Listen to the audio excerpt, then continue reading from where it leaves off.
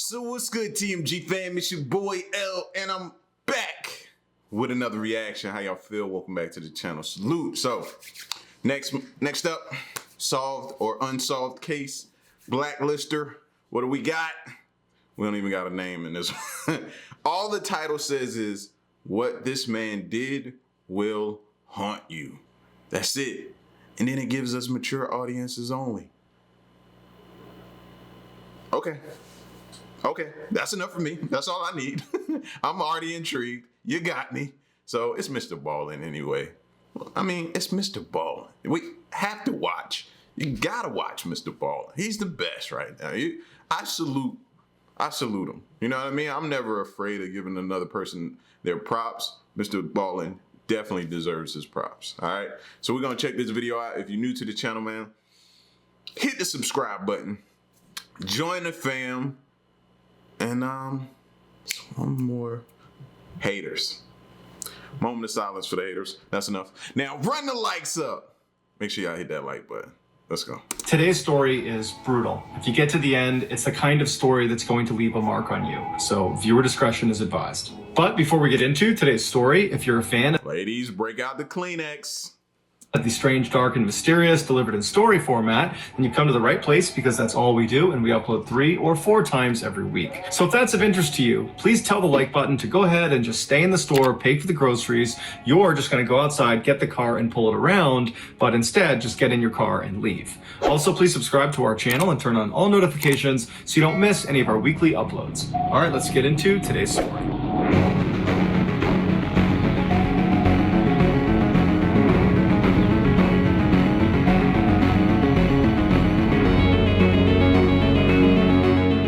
On the far west side of Ohio lies a small town called Wilshire.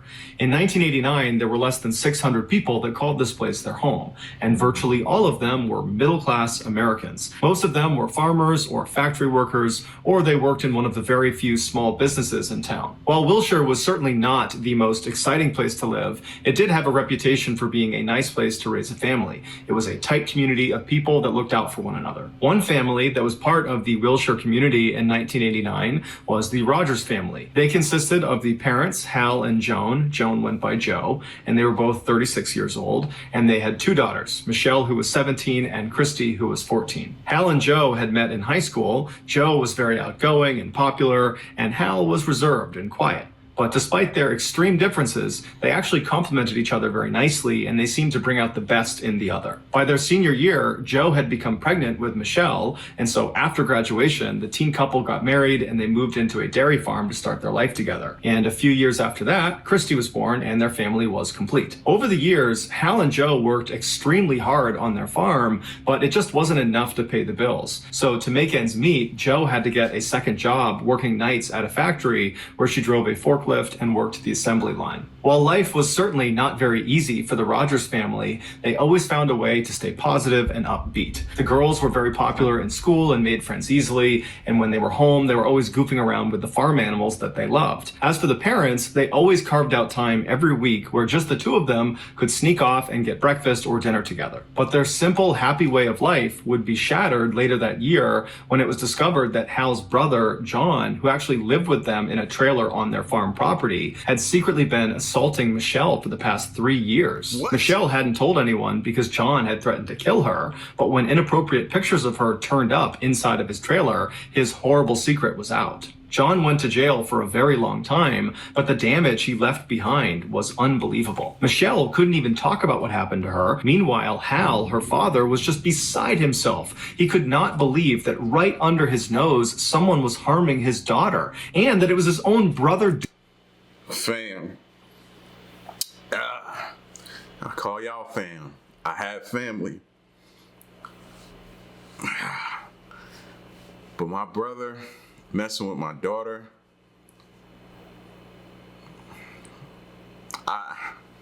bro, I can't even find the words.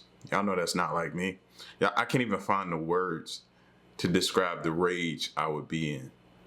Bro, you're living up. You're my bro. That was my daughter. Bro. Like, There's rage levels, and then there's rage levels. That right under his nose, someone was harming his daughter, and that it was his own brother doing it. He wanted to kill his brother, but his brother was in custody, so he couldn't. And making this situation even more painful, Hal and John... 3 years! I just thought back about that. 3 years? That means my daughter has been being tortured by you for 3 years. She was afraid to tell me. You threatened to kill her. At that point, you're no longer family. You're not family? Family wouldn't do that to me. Family wouldn't do that to her. You're not family at that point. So in my mind, it's now justified on the rage I feel because you're not family. John's mother wound up siding with John. She believed Michelle was lying and had set John up, and she began saying this publicly, and it spread all throughout town. It was just an absolute tragedy through and through, and Hal and Joe had no idea how they were going to recover from it. That's when the idea of a vacation came up. Take the kids away from this farm, away from this drama, let them be kids again, let them be stress-free, even for a couple of days. It will do them an enormous amount of good. And so Hal decided he would actually stay back at the farm, and just Joe and the girls would go. It would be a girls' trip. When Joe told her daughters, they were ecstatic. They had never been on a vacation before, and in fact, neither had Joe. Joe told the girls that they needed to plan out this trip, pick the place they wanted to go, plan out the itinerary, but keep in mind they had to drive wherever this vacation was going to be, and their budget was going to be fairly tight. The girls decided on Florida, and for weeks they meticulously planned their itinerary, trying to maximize sightseeing opportunities both on the road trip and also at their destination. Finally, on May 26, 1989, the day had come for the girls to head out on their journey. They said bye to Hal, and then they loaded up into the light blue family sedan, and they were on their way. The trio drove south for about 8 hours on I-75 through Ohio, Kentucky, Tennessee, all the way to Georgia, which was their halfway point. They found a motel, they crashed there for the night, and then the next morning they got up early and they finished their trip all the way into Florida. And for the next couple of days, they followed their itinerary and went to amusement parks and zoos and other attractions all over the Sunshine State. They were really having a great time. In fact, on May 29th, Joe sent a postcard to Hal that she kind of jokingly said, "The girls are dragging me all over the state. All I want to do is relax." But the tone of the message was really that she and her kids were having a wonderful time. On June 1st, the girls left Orlando, Florida, and made their way to Tampa, Florida, where they planned to go to one more amusement park before they had to turn around and head back to Ohio. Hal had been told they would be back on June 3rd. But when June 3rd came and went and the girls did not show up in Ohio, Hal was not immediately concerned. Hal was very restrained and composed. I was thinking, and I'm still hoping that this isn't the case or what's about to go down, but when you receive a postcard, I think that's what he said, right? They sent a postcard and not a phone call. My antenna started, I kind of was feeling some type of way about that, but I didn't say it. Now they haven't returned, so now that's leading more to what I was thinking. Never showed any emotion, so when things didn't go to plan, he didn't panic. He just assumed that Joe and the girls had decided to stay a little bit longer. They had each other and they would be fine, and he would see them in a couple of days. But over the next couple of days, the girls did not show up and they never communicated with Hal, and so on June 6th, Hal went to the police and he reported his family missing. The police investigation was slow at first because there was a general belief that these women had decided to just stay out longer because they didn't want to come back to this dairy farm that now was home to a lot of terrible memories after this revelation about their uncle. But 2 days after Hal went to police, everything changed. That morning, a motel maid in Tampa, Florida, noticed something odd about room 251. She had cleaned it earlier in the week and had made the beds and put the towels up and moved the occupants' luggage onto chairs and tables so it was nice and neat. And now she was coming back to clean it about a week later, and the room still looked exactly the way it did when she had cleaned it. The beds were still made, the towels hadn't been touched, and the luggage was positioned around the room just as she had set it up. So she tells her manager, who thought it was strange enough that he called the police and told them about it. The police in Tampa went out to this motel and they discovered that room 251 was registered to missing people, Joan Rogers and her two daughters, Michelle and Christy. The motel manager told police that the trio had checked in on June 1st, but after that, no one had seen them. The police searched their room and they found their camera, and the final two pictures that had been taken were taken inside this motel room. One was of Michelle crouching down, rummaging through her suitcase, looking like she's getting ready to go out somewhere, and the other was taken from inside their room, looking out over their balcony out towards Tampa Bay as the sun was beginning to set. The rest of the search of the room did not turn up any significant evidence. All they knew was the women were not there. And so using the motel as a center point, they began searching the area, and pretty quickly they found Joe's car parked a mile away from the motel near a public boat ramp. Now remember, y'all, the mom didn't believe the daughter. Let's keep that in our mind. The mom was on the uncle's side. Thought the daughter was just lying. Remember that.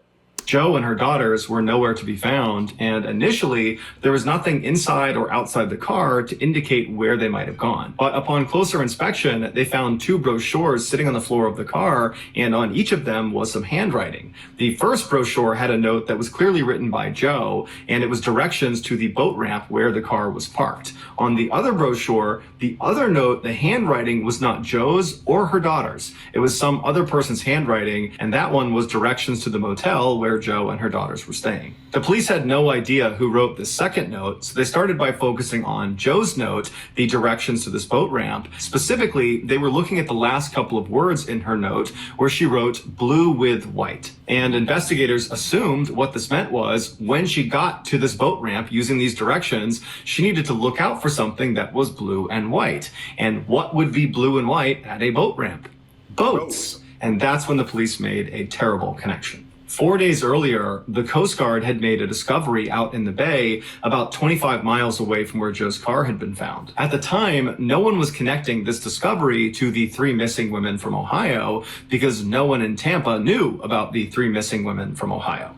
But now that they did know about them, the connection was obvious. While it would take 3 years to finally put all the pieces together, the police would eventually figure out what happened to Joe, Michelle, and Christy. On the morning of June 1st, they got in their car and they left Orlando and made their way to Tampa. When they got to Tampa, they couldn't find their motel. So Joe pulled over on the side of the road and she got out her brochure that had a map of the area. And as she's studying her map, trying to figure out where she is, a man approaches the car. He was white, he was in his 30s, he was average height, average build, he had blonde hair and a mustache, and was just overall kind of unremarkable and unthreatening. And so he went up to the driver's side window, and Joe rolled her window down, and he said to her, are you guys lost? I see your Ohio license plates and you're pulled over here. I'm from the area. Can I point you in the right direction? And Joe would say, actually, yeah, we're lost. We can't find our motel. Do you know where this motel is? And this guy would say, oh yeah, I know where that is. Here, give me that brochure and I'll write the directions down for you. So Joe hands the brochure up to him and a pen,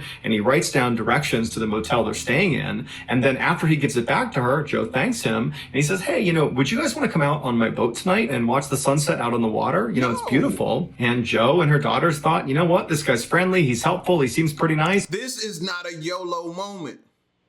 No. Let me help y'all. Now I know y'all are tourists. Now I know where your hotel is because you just pretty much told you and I gave you the directions. Now I'm inviting y'all on my... No. Sure, we'd love to go with you. And so this guy says, great, I can't wait to see you. And he proceeds to give Joe directions of how to get to this public boat ramp where his boat is. And so she takes notes on the other brochure as he's talking. And then he tells her also, when you get there tonight, look out for my boat. It's blue and white. And so she makes the note blue with white. And after that, she thanked the man not only for giving them directions, but for his generosity to allow them to come out on his boat with him that night. And as he walked back towards his car, Joe and her girls followed his directions to their motel. They got there around around 12:30 p.m. They checked in, and then after that, it's not really clear how they spent their afternoon. Whether they went to the beach or a park or something like that, we don't know. But at 7:30 p.m., they were spotted leaving the motel restaurant. And then after that, they went up to their room for a little while to get ready for their trip out on this boat with their new friend. And as they were getting ready, putting their bathing suits on and shorts and jackets, Joe or Christy got out the camera and they took a picture of Michelle as she was crouched down getting ready. And they also took a picture of their view from the balcony out over the bay as the sun was starting to go down. After they were all finally ready, they put everything away in their room, they headed down to their car, and Joe drove them the mile over to the boat ramp where they parked. They saw the blue and white boat and their friend was on it waving to them. And then sometime between 8:30 and 9 p.m. that night, the women boarded the boat and the man took them out into the middle of the bay. Exactly what happened out on that boat, out on the water, is not entirely clear. But what we do know for sure is that at some point, their new acquaintance turned on them. And he almost definitely assaulted all three of them. And then after he was done, he tied them all up. He tied their ankles together and he tied their arms together behind their back. And then he put a strip of duct tape over all of their mouths, but he kept their eyes open. He wanted them to see what he was going to do. And then he went into his boat and he pulled out 3 30-pound cinder blocks and he set them on the deck in front of the three women so they could see what he had. And then he got 3 long stretches of rope and he tied one end of each of these pieces of rope to each of the cinder blocks. And after each cinder block was securely fastened on the end of these long lines of rope, he would tie a noose on the other end of each of these lines. So there were 3 nooses and 3 cinder blocks. Then he grabbed one of the women, he stood them up, he put a noose over her neck, he tightened it down, he walked her over to the edge and he pushed her off along with her cinder block. And so as she is struggling to stay above the water, her loved ones are in full view of her. They're watching this happen.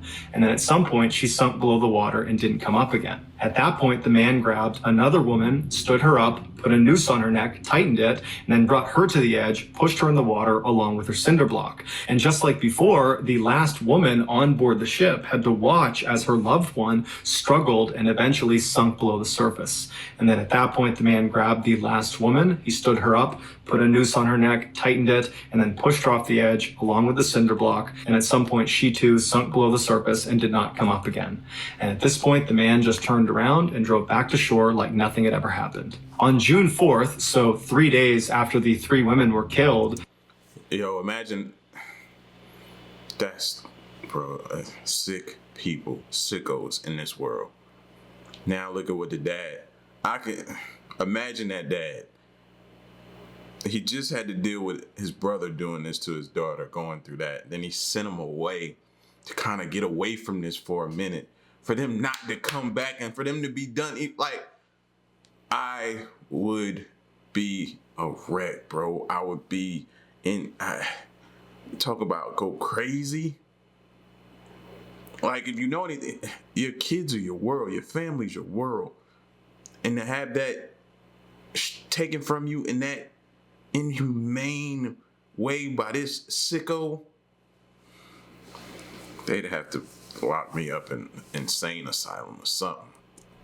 Because of decomposition, their bodies had bloated and they floated to the surface. The Coast Guard was alerted to their position. They pulled them out of the water, but because of their extreme decomposition at this point, because of the warm water, they weren't able to ID them. During their autopsy, they found water in each of their lungs, which confirmed they were alive when they were thrown in the water. A few days later, when Joe's car and those notes inside of the car were located near the boat ramp, and the police began to speculate that she, along with her daughters, must have boarded a boat before they disappeared, that was when they made the connection that unfortunately these 3 missing women are probably the 3 unidentified bodies that had been found in the bay a few days earlier. So on the day they make this connection, the police call Hal back in Ohio and they request the dental records of his wife and his daughters. And those records would confirm his worst nightmare. His entire family was gone. The man who killed his family was a guy named Oba Chandler, who was a suspected serial killer who liked to brag about his date with 3 women.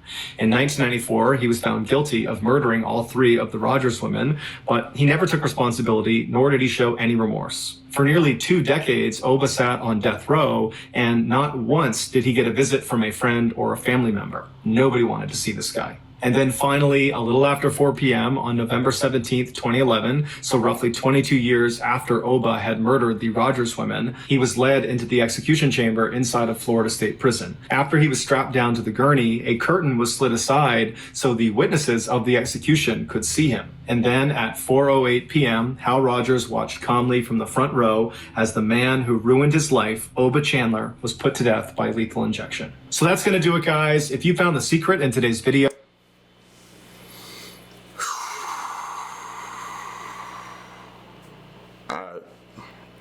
I don't, what do you say to him? Like, how do you comfort, console that person? How do you talk to that person after his whole world has just been taken from him?